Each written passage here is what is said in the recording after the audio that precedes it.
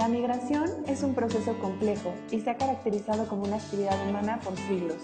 Las causas por las que se realiza esta actividad pueden ser las siguientes: socioeconómicas, manipulaciones políticas, culturales, familiares, control de los maras, abuso de poder y conflictos nacionales e internacionales. La migración centroamericana inicia en la época de 1980, debido a la crisis política que se enfrentó en la zona. En su mayoría, los migrantes buscan huir de la violencia causada por las guerrillas y el combate de las mismas por parte del gobierno. 83.7% de la población rural vive en estado de pobreza y el 51.5% llega al grado de extrema pobreza. La migración es la estrategia de reproducción que se implementa cada día más en Guatemala, tanto así que las modalidades que se desarrollan son variadas y su magnitud es considerable, como se verá a continuación. Así también, en la década de 1980, como consecuencia del conflicto armado que se desató en Guatemala, se realizaron migraciones de campesinos que huyeron del ejército buscando refugio en México. Se estimó que en dichas migraciones se refugiaron 42.000 personas en forma reconocida y 150.000 en forma no reconocida. La presencia de niños jornaleros en las plantaciones mesoamericanas es una de las características constitutivas de la agroindustria desde hace por lo menos 2 siglos. De pronto, los niños y adolescentes mesoamericanos ocuparon las portadas de los principales diarios en el continente americano, con imágenes aludiendo a su detención, infantes subidos en la bestia o tren de la muerte, como llaman los migrantes y las organizaciones de migrantes a la red de ferrocarriles privados que atraviesan el territorio mexicano desde Chiapas hasta el norte del país y que cada año transporta, según diversos informes estatales y no gubernamentales, entre 400 y 500.000 migrantes centroamericanos a través de la frontera más grande del mundo, es decir, la trayectoria que implica cruzar México por tierra para llegar a Estados Unidos. Estas imágenes apelan a la pregunta: ¿qué obliga a un niño a subirse a la bestia? ¿De qué huyen las madres adolescentes que llevan en brazos a sus hijos montadas en la bestia? Según el antropólogo Abdel Camargo, las causas que sostienen la decisión de los menores migrantes a partir son objetivas y estructurales, y en ellas se pueden identificar 3 principales. 1. Por el contexto de violencia, criminalidad e inseguridad ciudadana prevaleciente en la zona. 2. Por razones económicas derivadas de la desigualdad social y precariedad económica. Y 3. Por los movimientos encaminados a la reunificación familiar. Desde nuestra perspectiva, estos 3 motivos centrales pueden traducirse en que estos niños huyen del juvenicidio que representa quedarse.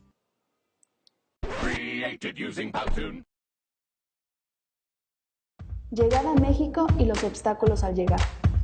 La violencia de las maras en los países del Triángulo del Norte de Centroamérica es la principal causa de que más de 200.000 centroamericanos migren cada año buscando generalmente una mejor vida en Estados Unidos, pero también que las solicitudes de refugio en México casi se duplicaran en 2014. La Agencia de la ONU para los Refugiados, ACNUR, estima que unos 3.000 centroamericanos están refugiados en México, la mayoría víctimas de la violencia, persecución y reclutamiento de las pandillas, pero también por violencia de género.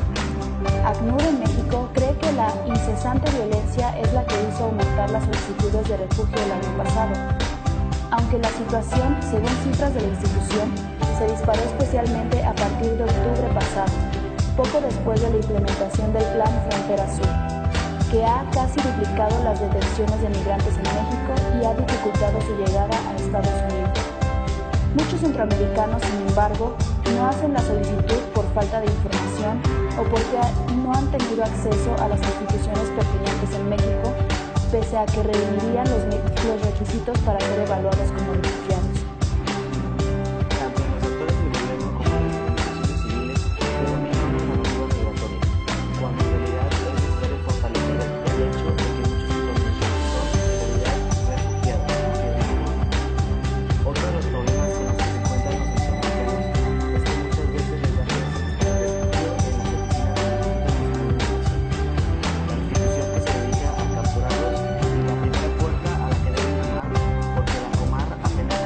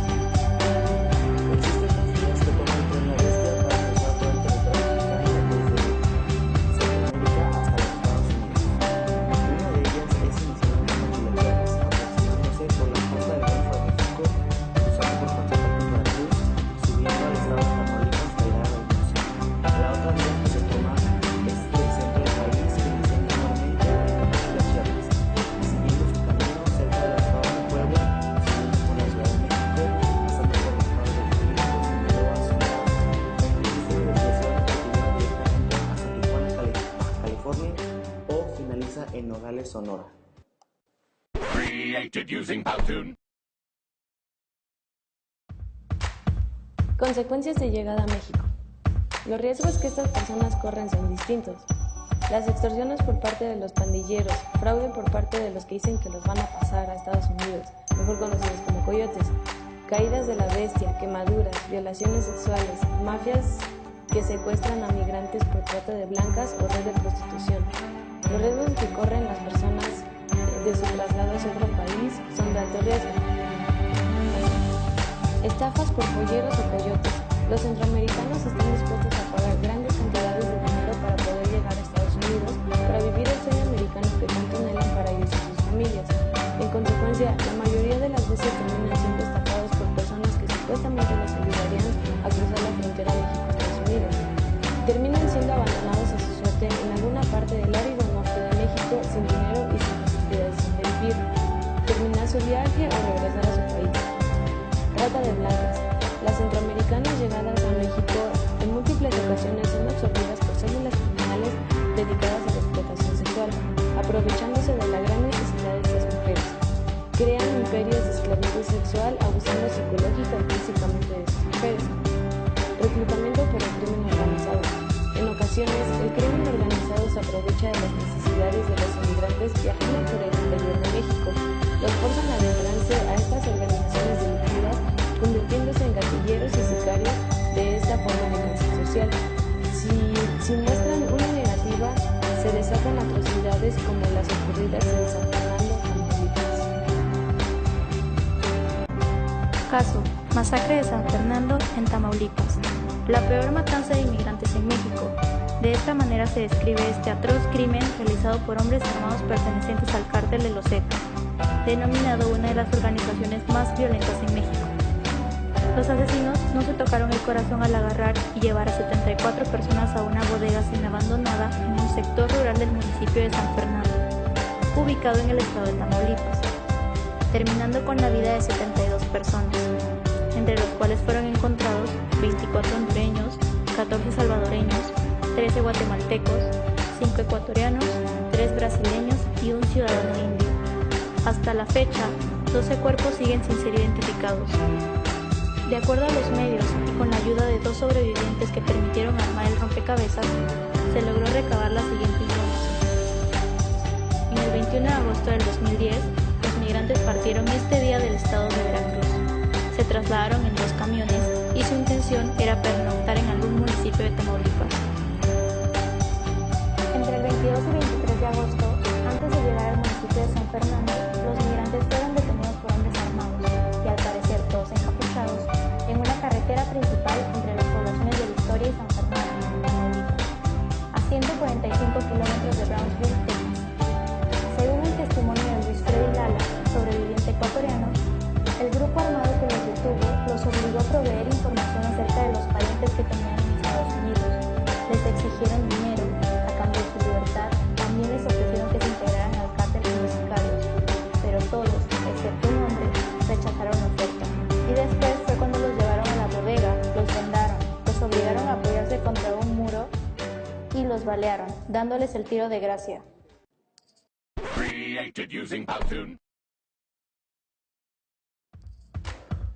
Otro caso clave de la desaparición de inmigrantes sucedió en abril de 2011. La prensa mexicana reportó el descubrimiento de 43 restos en una fosa clandestina en el municipio de San Fernando, Tamaulipas. Después de dicho evento, comenzó una cadena de hallazgos de más fosas con restos mortales. La cifra oficial es de 47 fosas clandestinas con 193 restos de personas víctimas de ejecución arbitraria. Los restos encontrados en estas fosas pertenecen tanto a nacionales mexicanos como extranjeros. Sin embargo, en ambos casos se trataba en su mayoría de migrantes que se estaban desplazando rumbo a Estados Unidos. En un afán de frenar la presión internacional, en un principio, sin haber realizado ninguna prueba científica, el gobierno mexicano negó que hubiera personas migrantes. En la actualidad, tanto las autoridades como los familiares coinciden en que los restos encontrados en estas fosas están relacionados con el secuestro masivo de buses, cuyos pasajeros fueron ejecutados y sus cuerpos arrojados a las mencionadas fosas. En este caso, como en el anterior, se considera que una participación ya sea directa o en forma de omisión de funcionarios y servidores públicos.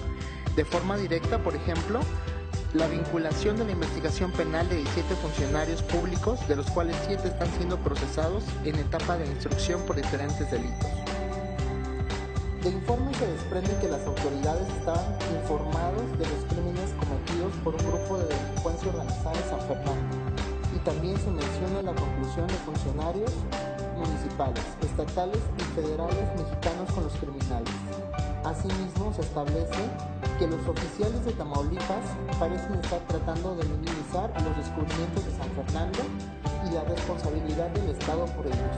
Inclusive, en un viaje reciente a Ciudad Victoria, revelaron fuentes oficiales del Estado estar totalmente conscientes del peligro de viajar por carretera en la zona. La existencia de lazos entre autoridades y grupos criminales facilita la total impunidad.